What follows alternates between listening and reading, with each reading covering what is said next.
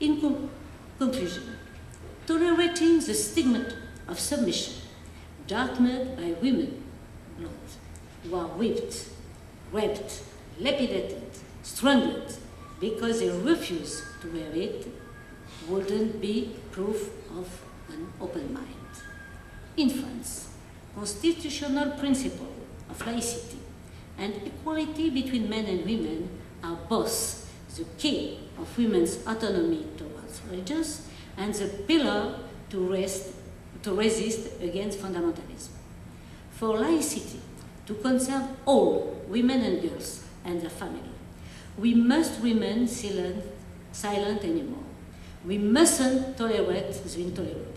We mustn't accept the fact that young girls are conditioned to consider themselves as a unique sexual object. We mustn't anymore abandon cowardly our compatriots who are Muslims, starting by women, under the mercy of political Islam. Faced with nowadays obscurantists, the Enlightenment is essential. As Walter wrote in 1768, let us affront the devil that doesn't exist and the real devilish fanatics of which there are too many. Thanks.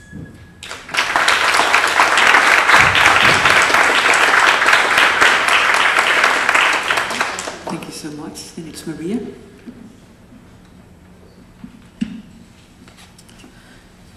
First of all, I want to thank you for the invitation to this important and interesting conference, and I send my greetings from the Network Against Honor-Related Violence and Women for Peace, and also EFI, European Feminist Initiative, where I'm the Swedish representative. Yes, I will mix my speech a little by my professional knowledge about these things, but also my NGO experience. I have been a politician for 30 years. I'm a feminist and women's activist since my youth, and I'm a social worker since 20 years. So I use these experiences in my work. 2 years ago, I published a book called At 20 It Begins to Rot. This book is based on some of the victims of honor-related violence in Sweden, and one of the girls has named the book.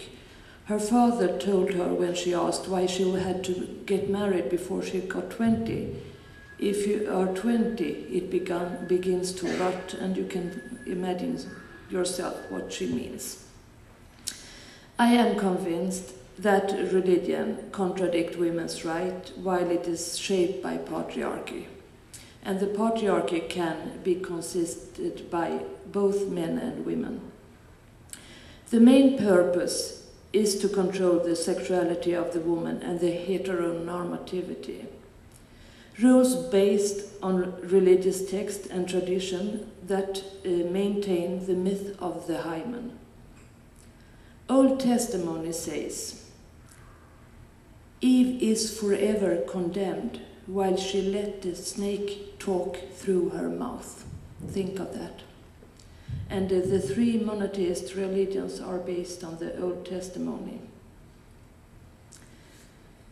Culture includes religion and tradition.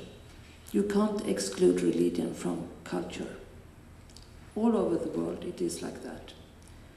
Referring to the declaration to eliminate violence against women, they say that no customs based on tradition and or religion can excuse and permit violence and oppression against women.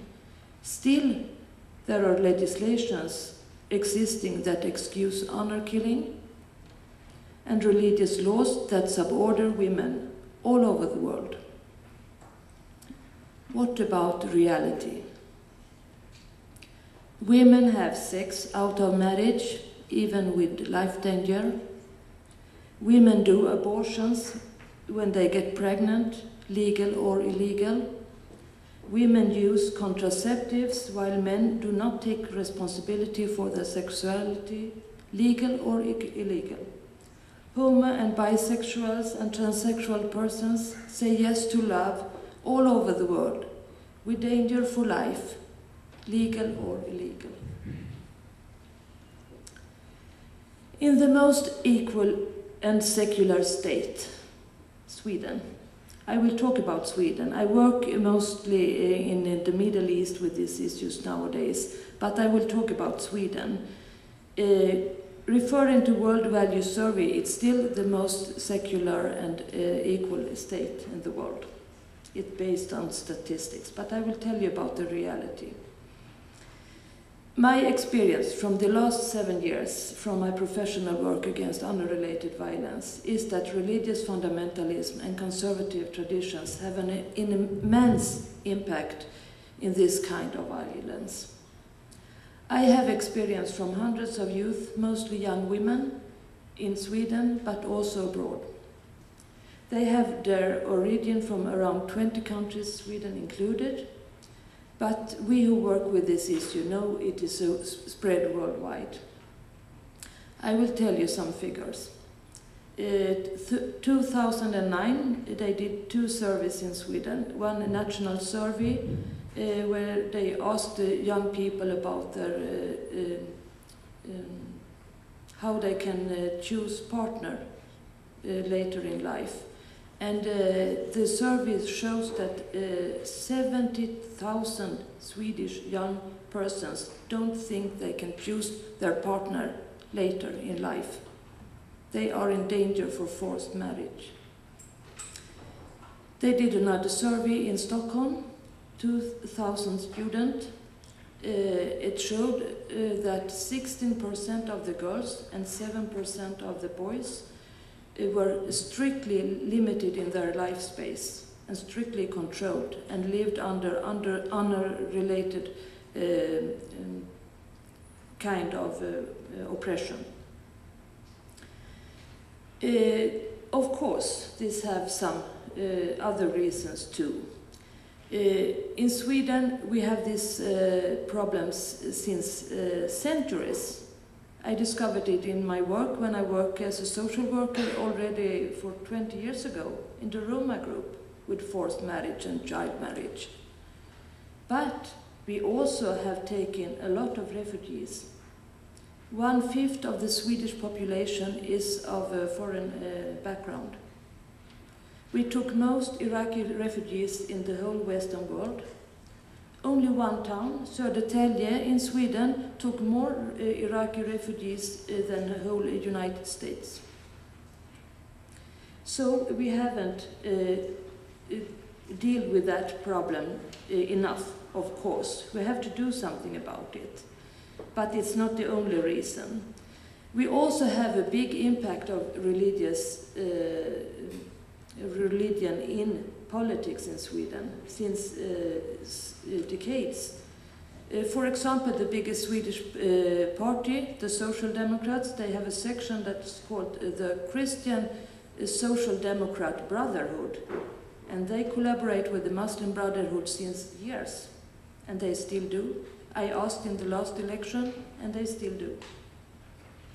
We have also a lot of politicians supporting free school, so-called free school. I heard you have it in England now also. And they have supported the religious schools. They are increasing in Sweden. In Sweden, we also allow examination of a non-existing hymen done by healthcare, state and tax money. And they reconstruct in public healthcare expensive costs in private clinics. They maintain a myth of a virginity from the religious text and plead for sex within the marriage. And they collaborate in a structural control of women's sexuality and support and sustain heteronormativity. And they also allow the religious parishes to perform forced marriage and child marriage, followed by rape in the Swedish society. Well, what can we do? We can write into the international conventions women's right to their sexuality. We can have a civil legislation without religious interference, not least concerning implementation of the women's right to reproductive health and CEDAW. We can make the states become secular states, Sweden included, where religion is subordinate human rights, women's rights, and children's rights. We can upgrade and revalue women's right for asylum. We can have medical research based on science. We can have legislation against forced marriage and child marriage. We can have compulsory school free from confessions. And we can have obligatory information on sexual matters. Finally, the secular state is the best way to support freedom of expression and beliefs, and also to guarantee the development of women's rights in the society. Thank you.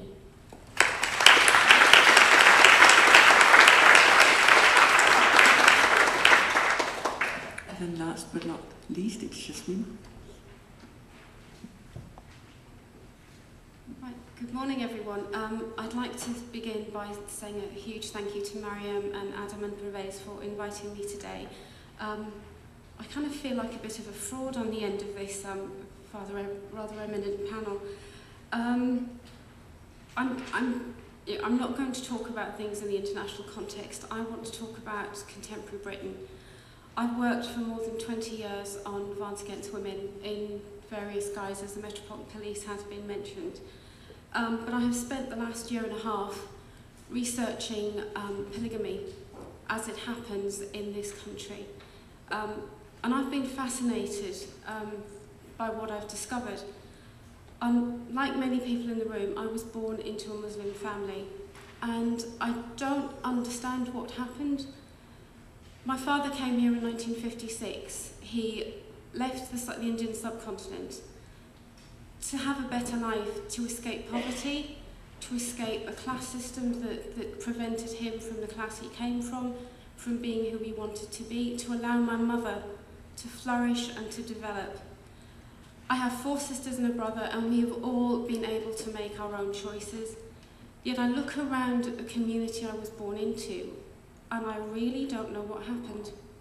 And all of my theories about feminism and about patriarchy, all my studying of the religious texts, and boy God have I done some of that, has just left me questioning more and more.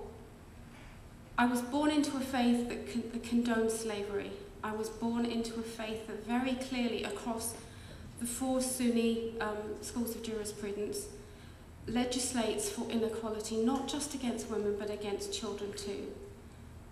And this is growing. I don't remember growing up seeing women wearing the hijab or the niqab. My mother never wore it. My grandmother didn't wear it. Where did this come from? So I thought I would use my policing background and spoke to some colleagues who were looking at anti-terrorism. And it's interesting that we are just a stone's throw from Tavistock Square, where those horrific bombings took place.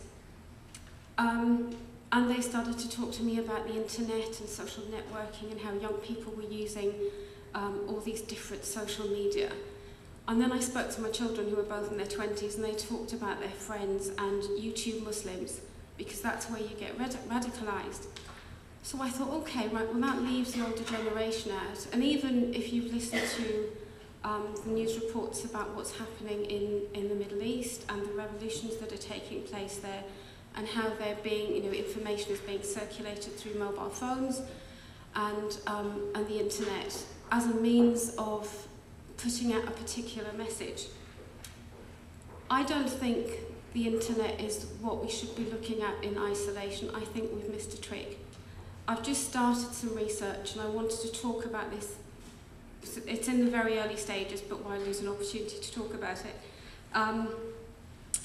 About how I think this, I don't even know if it's a resurgence or this emergence of a literal medieval interpretation of the Islamic faith is being propagated in this country.